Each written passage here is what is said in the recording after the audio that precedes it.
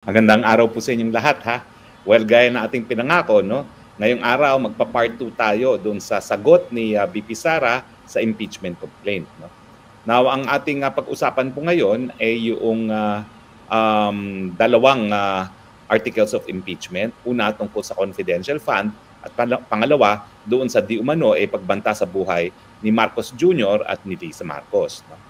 Well, bago po tayo magpunta dito sa dalawang articles of impeachment nito, ulitin ko lang po sinabo natin kahapon, no, na yung dalawang special and affirmative defenses ay tungkol sa kung bakit dapat talagang ma-dismiss na ang impeachment complaint at hindi na dumiretso sa paglilitis. Naroon na yung una na yung pang-apat na impeachment complaint na naging basehan ng articles of impeachment ay pinagbabawal ng saligang batas. Kasi sabi ng saligang batas, tanging isang impeachment lamang kada taon ang po pwedeng maihain laban sa mga impeachable officers. Sa akin, ma'am, miski hindi kayo abogado, pang ilang impeachment na yan. Hindi panguna, hindi pangalawa, hindi pangatlo, hindi pang-apat na impeachment complaint na yan, no? So talaga naman pong yan ay hindi na dapat umusad, no? At pangalawa, hindi nga po pwedeng ma-carry over ang impeachment complaint na hinain ng 19th Congress at 20th Congress kasi sa rules ng Senado ay malinaw na nakasaad na yung mga unfinished business nang matapos ang Senado, no, ang term ng isang Senado ay deemed terminated. Pwedeng masimulan yan, pero start from scratch. Kinakailangan hain muna ng impeachment complaint sa Kamara de Representante, decision na ng Committee on Justice, o di naman kaya fast track na meron ng sapat na pirma ng mga kongresista at isa sumite sa 20th Congress. Ngayon po, ang problema, pag nagsimula ng 20th Congress, ano mangyayari? Wala namang impeachment complaint na forward galing sa Kamara de Representante dahil nga yung impeachment complaint ng 19th Congress ay 19th Congress pa sinimulan. Hindi nyo po pwedeng mabaliwala yung rules of the Senate na nagsasabi talaga ng lahat ng unfinished business pag natapos na ang termino ng isang Kongreso ay tapos na, no? At paano yan aaktuhan ng Senado? Pero ganun pa man, bagamat dapat talagang desisyonan yan ng Senado at ulitin ko po ha, pag ang Senado ay nagdesisyon sa dalawang issue neto bilang isang Senate Court, mahihirapan na babaliktad yan ng Korte Suprema. Bakit?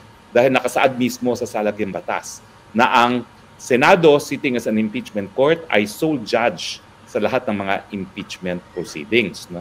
Ibig sabihin, sole judge, hindi na po pwedeng maghimasok ang Korte Suprema.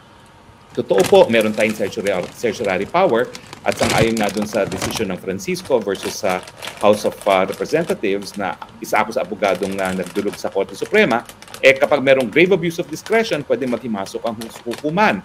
Pero yung kaso po ng Francisco, hindi pa po yan desisyon ng Korte Suprema, hindi pa po yan desisyon ng Senado sitting as an impeachment court.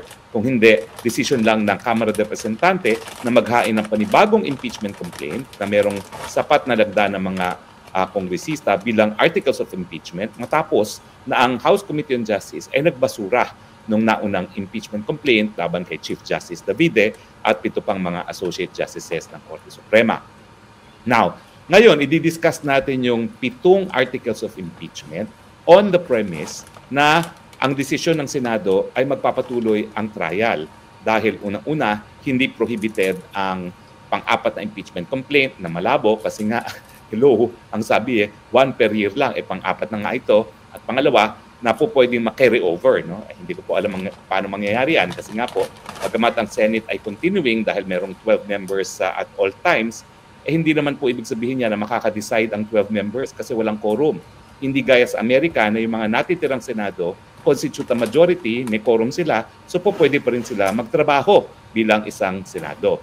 So dito po sa Pilipinas, tinatawag lang natin na continuing body ang Senado kasi hindi nawawala ang 12 membro pero hindi sila po pwedeng gumalaw bilang Senado nang walang quorum.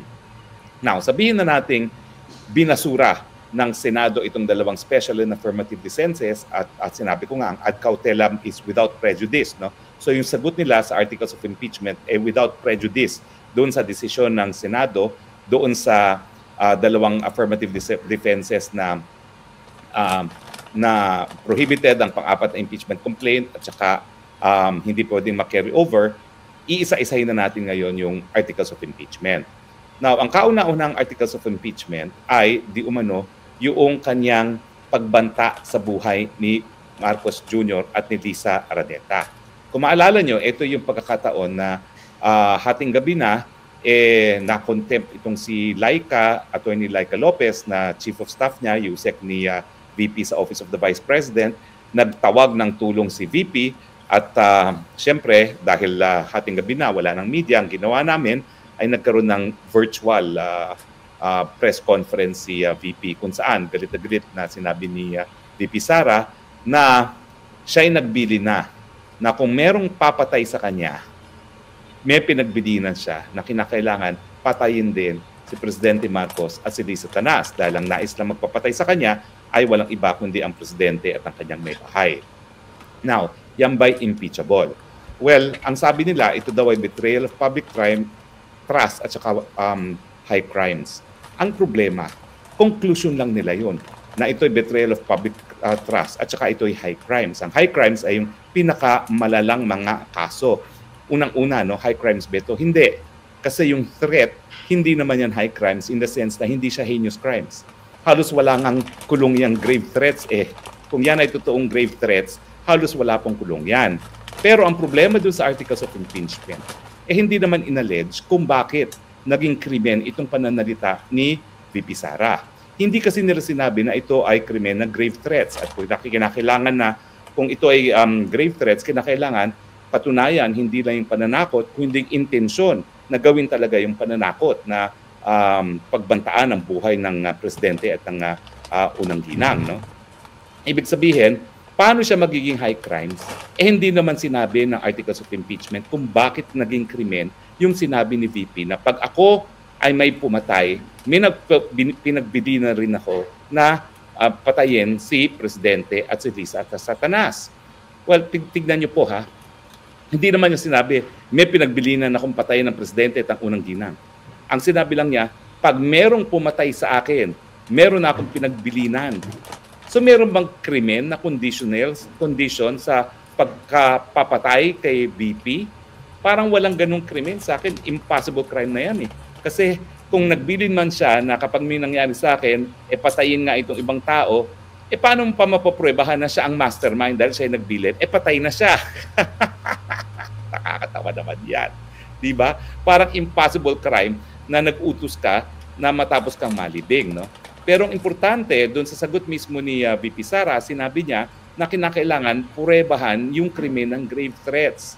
At hindi naman ipinakita, hindi man lang inallege doon sa articles of impeachment kung ano yung mga elements of the crime ng grave threats at bakit lahat ng elemento ay present doon sa facts na nangyari. Ang facts naman dyan, mainit ang usapin dahil nga pilit na pinapalipat sa Correctional Institute itong correctional facility, itong si Attorney Laika Lopez at mainit ang ulo ni VP Sara na sinabi niya na alam ko na meron na silang inutusan na para patayin ako. Pag may nangyari sa akin, pag ako napatay, meron din ako inutusan na patayin si Marcos at ang kanyang asawa. Anong krimen yan? Hindi naman nila sinabi kung bakit naging grave threats yan. Kasi hindi siya enforceable ngayon. Hindi siya utos ngayon na patayin. Kinakailangan, meron munang pumatay kay VP Sara. At again, ang sasabihin ko po sa inyo, pag siya nga ay napatay, paano pa siya mag-uutos? Patay na siya. Diba? So kinakailangan kasi ang articles of impeachment, kung ito ay high crimes at betrayal of public trust, sabihin naman kung bakit naging betrayal of public trust yan. Wala naman po, aligasyon lang yan. So paano nila mapopruebahan yung intensyon at saka yung krimen mismo na sinasabi na grave threats. But in any case, ako po ang paninindigan ko, sabihin na natin grave threats yan, hindi po high crimes ang grave threats. Ang high crimes ay yung mga punishable by life imprisonment na non-bailable offenses. Ito po, tapik lang naman sa kamay ang parusa ng grave threats. So hindi po yan high crimes at hindi po yan betrayal of public trust. Now, yung susunod na Article 2 ay tungkol dun sa confidential fund. Now, again, i-review po natin ang confidential fund. Ito po ay 125 million. Ito po ay hiningi ni Inday Sara para sa taong 2023 at hiningi niya ito matapos sila ito po ay para sa 2023, hiningi ito ni Inday Sara nung matapos sila manalo. Okay, di ba ang pagkapanalo 2022, ubos na ang pera. So humingi ng confidential funds, no? Ang definition po ng confidential funds ay pagkalap ng impormasyon sa mga ahensya ng gobyerno na nangangailangan ng mga ganyang impormasyon na binibili talaga o binabayaran. Now, ang problema po dito ay sinasabi lang nila na merong maling paggasta ng confidential funds. Pero ang nagdedetermine po sa ating saligang batas, yung ahensya ng gobyerno na merong primary jurisdiction para sabihing illegal ang paggastos ng confidential fund ay ang Commission on Audit. Now, ang nangyari po dito sa first, second, and third quarter ng 2023, lahat po ng disbursements ng Commission on Audit ng Vice President ay naaprubahan ng Commission on Audit. Yung paggasta ng mga 72 million sa fourth quarter ng 2023 ay na-disallow. Pero hindi po yan na-disallow dahil ito po ay maling paggastos. Kung hindi, mayroong mga forms na hindi pa nasusumite ng Office of the Vice President. Iba po yung disallowance dahil mali ang paggastos o linustay or binulsa doon sa disallowance na mayroon lang kulang na mga forms. Kaya lang naman po na disallow yang third quarter na 72 million na intelligence funds ay dahil may mga kulang na mga forms na dapat isumite ng Office of the Vice President. Pangalawa, hindi pa po pinal yung disallowance na yan. Alam niyo po kasi sa COA, kapag merong disallowance, po pwede ka namang umapila doon sa Board of Commissioners ng COA mismo. At hindi pa po nare-resolba kung tama ba yung naging finding na Commission on Audit na merong mga forms na dapat pang isumite. Hindi pa po yan nare-resolba, yung apila na yan. So paano ngayon magdedesisyon ang Senado kung tama ba o mali yung paggastos sa fourth quarter ng intelligence funds ni VP Sara? Uulitin ko po ha, in fact hindi na issue kung tama o mali yung paggastos. Kaya lang siya na-disallow dahil kulang daw yung forms. So kung madi-disallow, kung mapapatuloy nga yung disallowance dahil kulang ang form, ang gagawin lang ni VP Sara ay magsusumite ng mga karagdagang form na hinihingi ng Commission on Audit. Di ba po? Dahil wala namang finding na linustay ang pera o mali o di naman kaya maggarbo ang paggastos ng mga confidential funds na yan. Ngayon, siyempre, pinalalaki nila yung issue ng mga piatos, use of pseudonyms. Now, hindi po inaamin ni VP Sara na yung mga sinasabi nilang piatos, yan yung mga ginagamit na pangalan. Pero standard po yan sa confidential fund na talagang gagamit ka ng pseudonym. Kasi confidential nga eh. May kinalaman sa national security. May mga banta sa mga buhay na mga nagbibigay ng impormasyon sa gobyerno kung sila ay pangangalanan. So, tanggap po talaga ang paggamit ng intelligence fund, ng confidential funds para bumili ng impormasyon sa mga bagay-bagay na nakakaapekto sa national security. At naintindihan naman natin kung bakit bilang Vice President, yung tagapagpatupad din ng batas at bilang kalihim ng Department of Education, dahil alam naman natin na mga komunista ay pilit na pinapasok ang ating mga eskwelahan, talagang kinakailangan nating ma-monitor kung anong ginagawa ng kalabang natin ng gobyerno na ang teroristang CPP-NPA.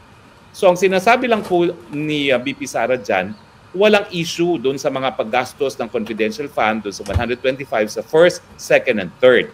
Ang naging issue lang ay yung sa fourth quarter at ito ay ang issue of form. Hindi naman po yan issue na mali ang paggasta.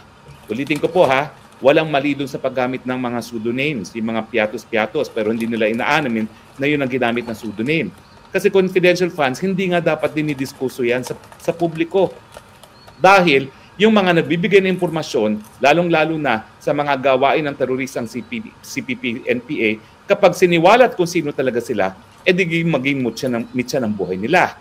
Alam naman natin na mahilig mag-purge ang CPP-NPA. Natural, hindi nila papayagang mabuhay yung mga nag-i-squill ng impormasyon tungkol sa operasyon ng CPP-NPA. So yan po yung pangalawang articles of impeachment na pinabulaanan ni VP Sara dahil ang sabi nga niya, unang-una, yung disallowance na yan, hindi dahil sa basehan na mali ang paggastos o hindi kulang ang form.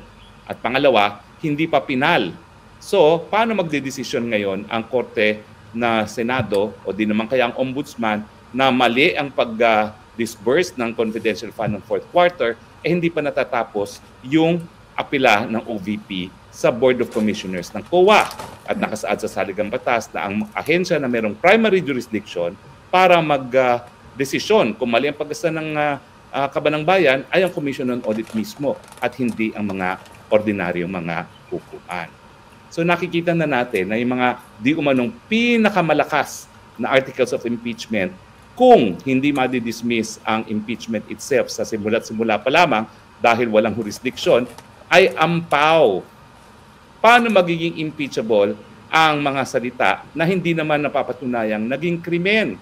Hanggang ngayon nga meron pang nakabinbin sa piskalya kung merong probable cause for grave threats yung mga nabanggit na salita ni VP Sara. Bakit? Ulitin ko po, hindi naman yan pag-amin na meron siyang inutusan na patayin ang presidente at ang first lady. Ngayon, ang pag-amin ay kung siya ay mapatay, meron din siya pinagbilinan na patayin ang presidente at ang first lady.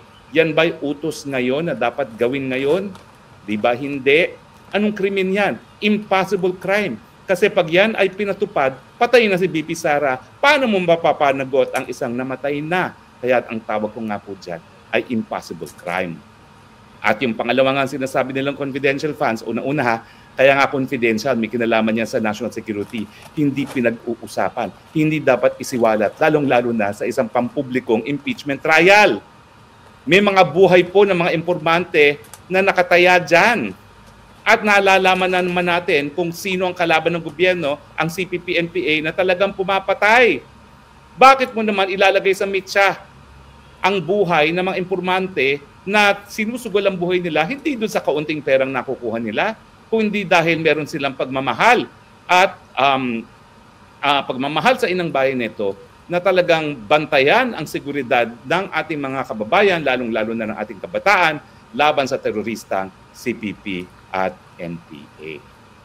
Well, anyway, bukas po ipagpapatuloy natin naman yung diskursyon sa iba pang mga articles of impeachment.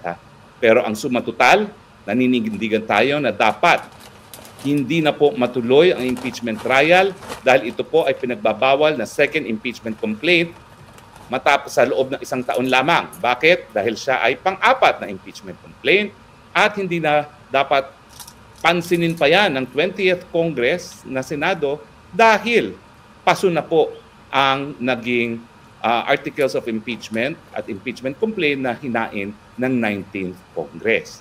Gayunpaman, kung magpapatuloy, ampaw po yung unang article of impeachment na nagsasabi na yung banta sa buhay ni Presidente at First Lady ay isang high crime. Hindi po. Yan ay isang mababang krimen lamang. Hindi po yan punishable by life imprisonment.